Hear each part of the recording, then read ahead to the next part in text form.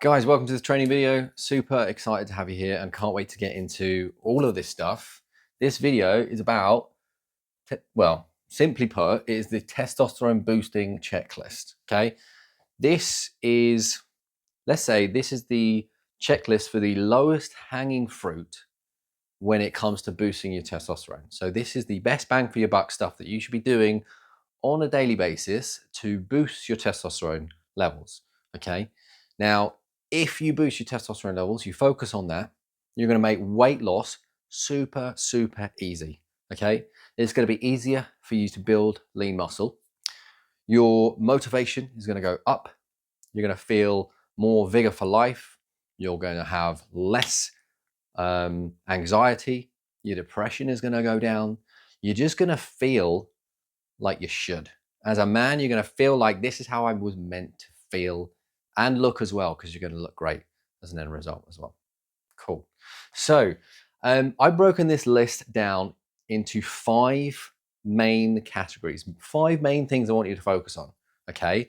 And I'm going to write them down. I'm going to break them down a little bit, okay? I'm not going to really go too much into the weeds of things because there's so much you can do, right? But like I said, these are the best bang for your buck. These are going to make the biggest impact on your testosterone. And these are definitely things that you can start implementing today that anyone can be doing to boost your testosterone levels. So I've got a list here. I'm going to start with number 1, of course. Excuse my handwriting. It's nutrition.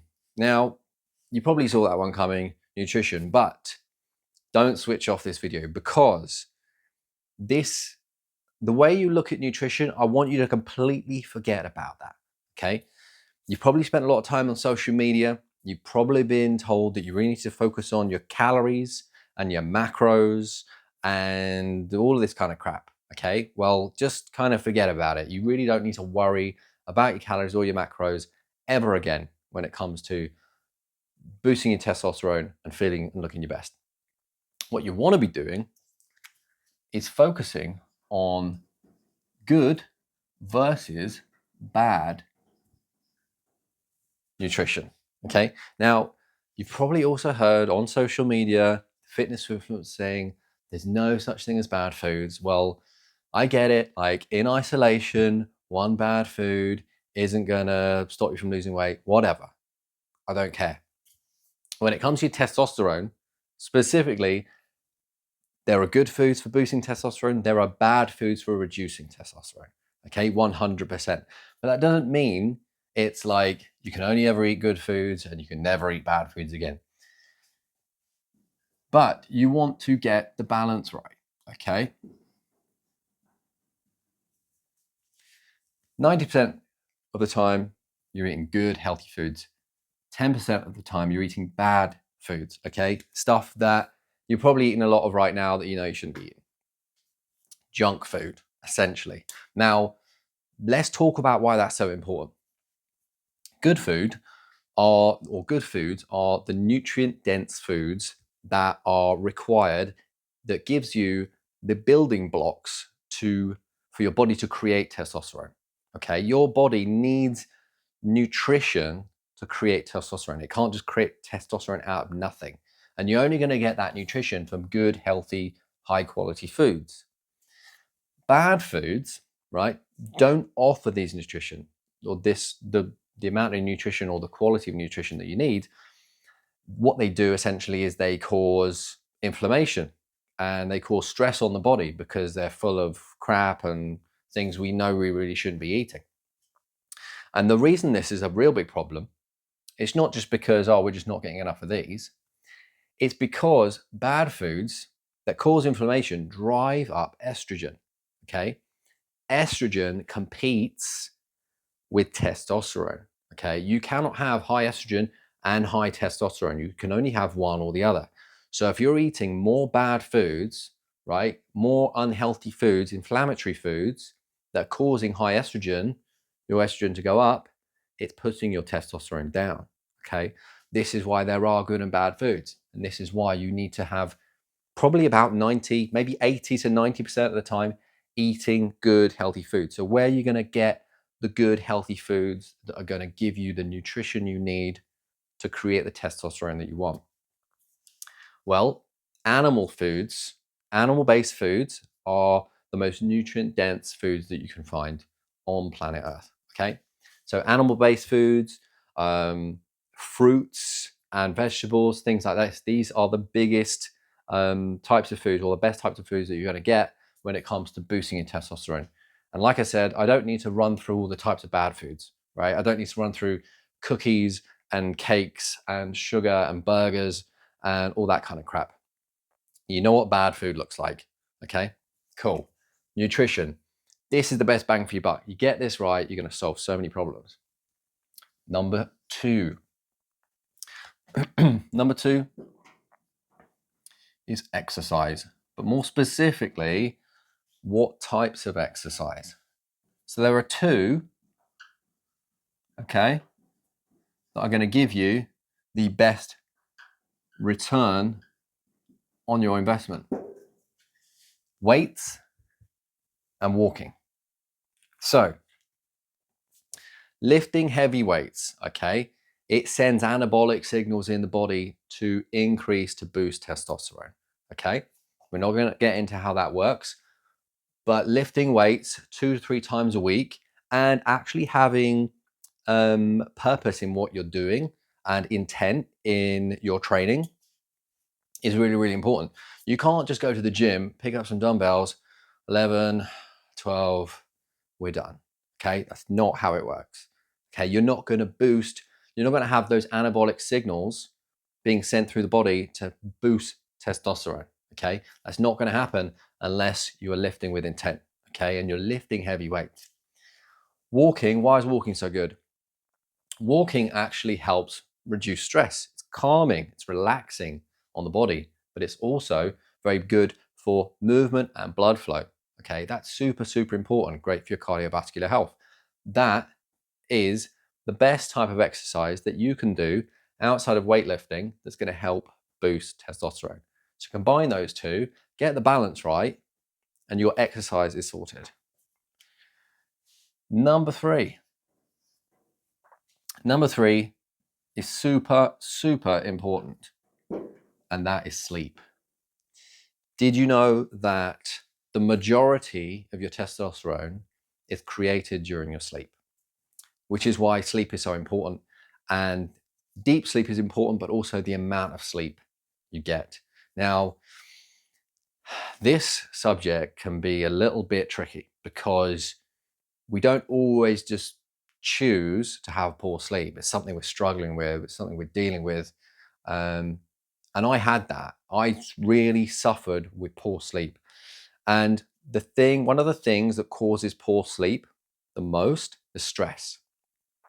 So stress is something that's really important to manage. But if you look at this entire list and all the things we're going to go over, nutrition and exercise, these two things, eating good food, avoiding the bad food, lifting weights, walking, right? All of these things are going to help you massively reduce your stress. It's going to help manage your stress, which is going to improve your sleep because it's going to reduce cortisol in the body. What's happening when you're waking up 5, 6, 7 times a night is you're getting spikes in cortisol, which is a stress hormone, okay? But if we start changing things in other areas of our life, right? Here, and here, right? Then we're going to start to improve our sleep. So it's something that's gradually going to happen over time, but we also need to set ourselves up for success, okay? So what does that look like? I mean, first of all, we want to aim for 8 hours a night, right? So going to bed at 1 o'clock in the morning, 2 o'clock in the morning, when you know you got to get up for work at 6, it's not really going to work. And I know you might be saying, yeah, but I can't sleep. But it's setting yourself up for failure or setting yourself up to be successful. Okay. You need to have a specific, strict bedtime. You need to go to bed at 10 o'clock. You know, if you're going to be getting up at 6, get to bed at 10. You know, get ready for bed at 9:30. Have a bedtime ritual. Okay. What does your bedroom environment look like? Do you have a TV in there? Do you watch TV in there? Do you watch films? That's really not going to help. Having your bedroom set as your sleep room only, is going to make a massive benefit. Now, with all of this, I know we can't be perfect, okay? Maybe you live in a studio flat and your bedroom is your entire flat, right? Or something like that. You can still sort of like segregate areas, okay? And you can, rather than sleeping or lying on your sofa, lying on your bed, scrolling on your phone or watching TV, you can do that kind of stuff from the sofa, okay? And create new habits around sleep, okay? Things like blackout blinds, also really helpful. Trying to create a really dark environment, getting rid of any lights in the room. So any like LED lights on your TV, cover them up. One thing that really used to get me was the smoke alarms that flash that light. I always cover smoke alarms up, especially when I go traveling, I go to Airbnbs. I'm just going around the room with like sellotape and like masking tape and whatever, just like taping any lights that I can see, because they really disrupt sleep massively. So much you can do with your sleep, okay? But like I said, all of this stuff is really going to help anyway. Sleep is huge. So number 4, we move on. Number 4, again, we talked about this already, but stress management, okay? Now, it's easy for me to say, just get stress out of your life, job done. But that is impossible, right? We have stress every day. It's not about removing stress, it's about how you deal with stress, right? How you deal with these stressful situations. I'm going to give you an example.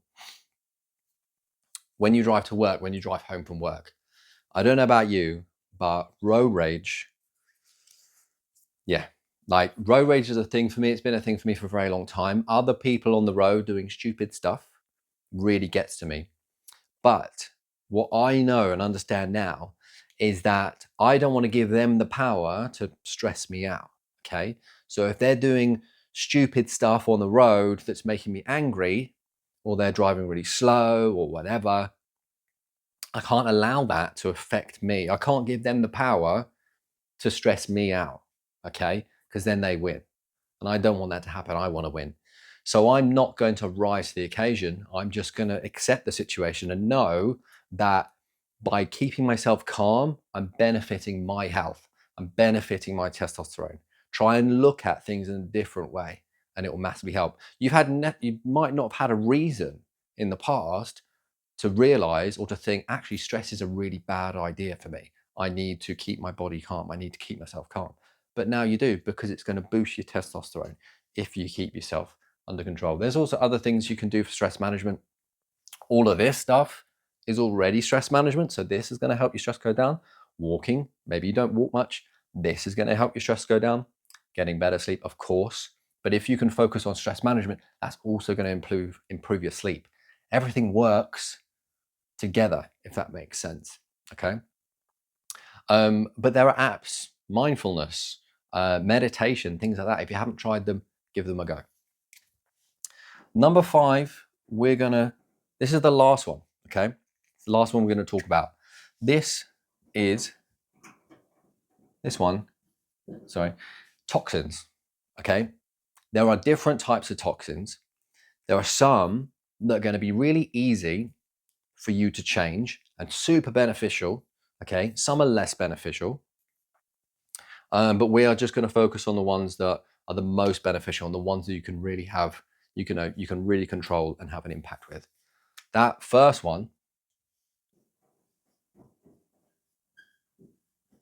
is alcohol. I gave up alcohol 6 months ago. Now, I gave it up, but I'm not going to say I'm teetotal. I still have a drink now and then, but I'm really careful, and I'm really specific about when I have alcohol. I have it on certain occasions, or maybe celebration or a birthday or a party, or going out for dinner, something very specific.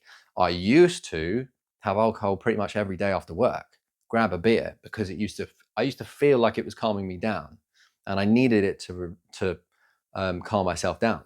But alcohol, actually, I know you kind of feel a little bit, sort of like less attached, a little bit more carefree, but you're actually increasing stress.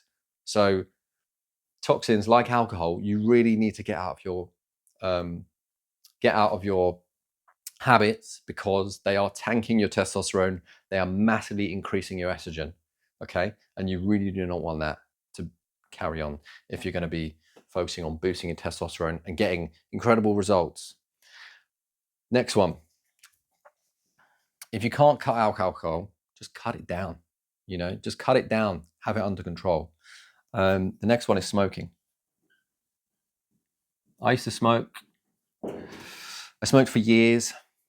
I went back on and off. But it wasn't really until I realized how badly it was affecting my health with my testosterone that I was really able to kick it. Having a reason to stop smoking, right, makes all the difference. Rather than just smoke, like trying to quit because, oh, I suppose it's good for me.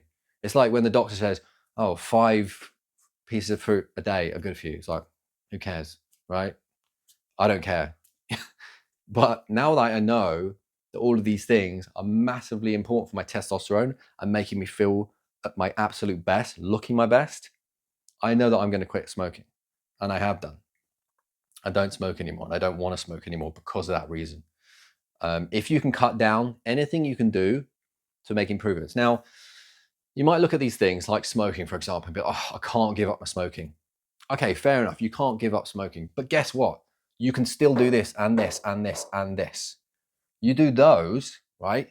You're making a huge improvement on your testosterone, making your life so much easier, making your weight loss easier, making building muscle easier, making your motivation go up. Like I said, bringing anxiety and depression down. Okay. It doesn't have to be perfect. Don't have that perfectionism or perfectionist mindset. It's like, take them one at a time, but just work on them and see if you can make improvements in these areas. So we've got alcohol, we've got smoking. The last one we're going to talk about